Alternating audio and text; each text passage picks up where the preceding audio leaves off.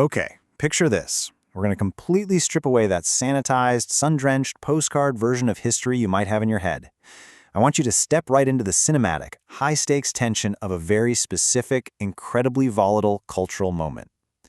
So forget everything you think you know about modern Miami, because the story we're unlocking in this explainer is far more dangerous and honestly far more fascinating.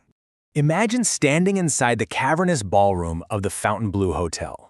The air in this room is impossibly thick. It's this heavy mix of expensive perfume, sharp cigar smoke, and absolutely astronomical tension. At one table near the front, you've got Judy Garland holding court. And literally 2 tables over, sitting in the shadows but commanding just as much space, you have Al Capone's top enforcers down from Chicago. You are basically looking at the razor's edge of a room where high art crashes directly into low morals. On one side, absolute pop royalty. Frank Sinatra, Ella Fitzgerald, the biggest names in the world, providing an illusion of total sophistication. On the other side, literal apex predators of the underworld.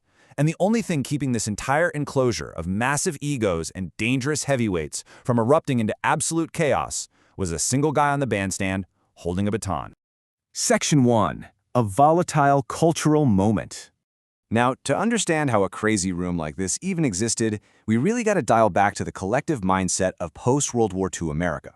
America had just clawed its way out of the profound, years-long trauma of the Great Depression, which was directly followed by the global existential dread of the Second World War. When that relentless pressure finally broke, it created a desperate, almost manic psychological hunger for release. Miami Beach was aggressively marketed as the playground of the world to feed that exact hunger. It was this sun-drenched anomaly, fueled by a massive post-war economic boom, where the strict, rigid social boundaries from up north simply evaporated the second you hit the Florida salt air. Section 2. Apex Predators and Pop Royalty. To truly get this era, we have to look closely at the combustible cast of characters who actively inhabited this real-life circus. What's really fascinating is how each distinct group played a vital, functioning role in the ecosystem. You had legendary comedians like Jack Hope, Jack Benny, and Jerry Colonna packing the hotels. Their job was essentially a psychological service, delivering rapid-fire punchlines to keep the tempo artificially high, masking the trauma people had left behind. Then you had the pop singers bringing the glamorous sophistication. And finally, the mobsters. They brought the friction. They ensured that the threat of violence was always just a millimeter below the surface. You could bump into them on the street, but as the locals knew, you absolutely did not want to bump into them too hard. So the crucial question is, with all these explosive elements sitting right next to each other, how did it not just collapse? Well, they didn't have an army of police keeping the peace. Instead, the policing was almost entirely social and atmospheric. It was built on this concept of a lovely confusion. It was a shared, unspoken agreement among the comedians, the stars, and the criminals to just participate in the exact same grand illusion, pretending the danger wasn't right there in the room with them. Section 3. The Maestro's Subversive Ballad. This entire lovely confusion was actually built around the musical heartbeat of the Fontainebleau, a guy named Charlie Castellucci. Because the big stars couldn't afford to drag full orchestras down to Florida, they needed a local anchor, and Charlie Castellucci was the absolute first call. But he wasn't just playing the hits, he was literally orchestrating the mood of a room that could turn deadly in a second. Charlie absorbed the psychological weight of the ballroom. If he saw a mobster losing his temper, Charlie had to instantly shift the tempo, using sweeping string arrangements to literally lower the room's blood pressure, or commanding the brass section to blast loud enough to drown out an argument. But right in the middle of all this chaos, Charlie was writing his own original compositions, and one of them, a slow, melancholic ballad called Circus, is an absolute masterpiece of cognitive dissonance. Think about it. The popular music dominating the 1940s was aggressively upbeat. We're talking fast, victorious, Chattanooga choo-choo energy. Yet Charlie would stand in the absolute epicenter of this frantic, glamorous, cash-rich party and introduce a slow, quiet ballad about a hectic thing. Section 4. Deconstructing the Illusion. Let's actually break down the anatomy of this fragile illusion by diving straight into Charlie's brilliant lyrics. The song visually and narratively maps the high-stakes, volatile lifestyle of the era directly against the emotional arc of a doomed romance. He took the manic energy of Miami Beach and distilled it perfectly into a love song. The song opens with the lines, "Life was a circus, a hectic thing, gay banners run wild, lovely confusion." Right away, Charlie's establishing an environment of pure visual overload. Think about the banners in a circus tent. They're there to intentionally distract your eyes upward so you don't realize you're actually just standing on a dirt floor. The lyrics continue, placing the lovers in some other world, some world called illusion. It really highlights a willful choice to completely disconnect from the laws of reality. Just like the vacationing mobsters and the celebrities in those Miami clubs, the lovers in the song are actively choosing to blind themselves with this beautiful, frantic illusion.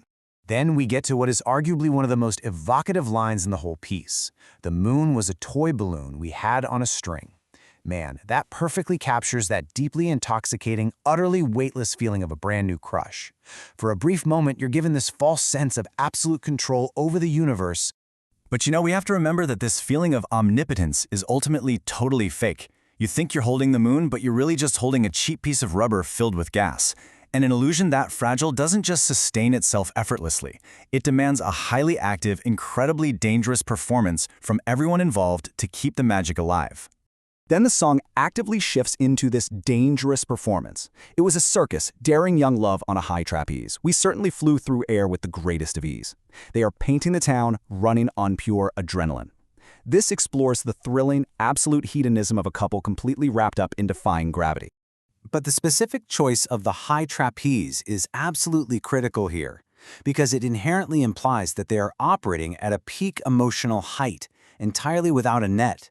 This maps the extreme risk of the romance directly onto the starlets, the high rollers, and the mobsters in the clubs. They were all participating in a dangerously high-stakes lifestyle, and literally none of them had a safety net to catch them when they fell. So, I want to pause the narrative for a second and ask the obvious question. Is this really just a beautifully written, sad breakup song about a doomed romance? Or is it doing something much heavier? Section 5. When the circus leaves. We have to move to the inevitable collapse of the illusion here, because as we all know, you just can't stay suspended in midair permanently. Gravity always wins. The song takes a drastic, devastating tonal shift right at the end, with the lyric, "I was your clown." It is a staggering drop. You go from a soaring, shared high trapeze act all the way down to the dirt floor. It perfectly captures that sudden, humbling loss of dignity when the shared reality shatters and you realize you're just down on the ground wearing makeup, performing a solo act for an audience of one. The magic simply fades. And what happens next is what the sources call an auditory residue. The lyric is, "You were the laughter echoing after." Just imagine the Fontainebleau Ballroom, built to hold thousands of loud, frantic people. When it empties out, the acoustics change dramatically. The silence becomes physically heavy. Any lingering echo in that cavernous space is heartbreaking. It's a ghost of joy taking up space, a physical reminder of a vibrant presence that has completely vanished. And this right here reveals the true genius of Charlie Castellucci's ballad. It wasn't just a breakup song. It was a Trojan horse. The song is a brilliant, melancholic meta-commentary on the ephemeral era of 1940s Miami Beach itself. The pop stars, the comedians, the gangsters, they created this beautiful, fragile illusion. But that manic energy simply couldn't be sustained forever. Tastes eventually change, mobsters get indicted, the music shifts. The playground eventually had to pack up the tents, turn off the bright lights, and leave town.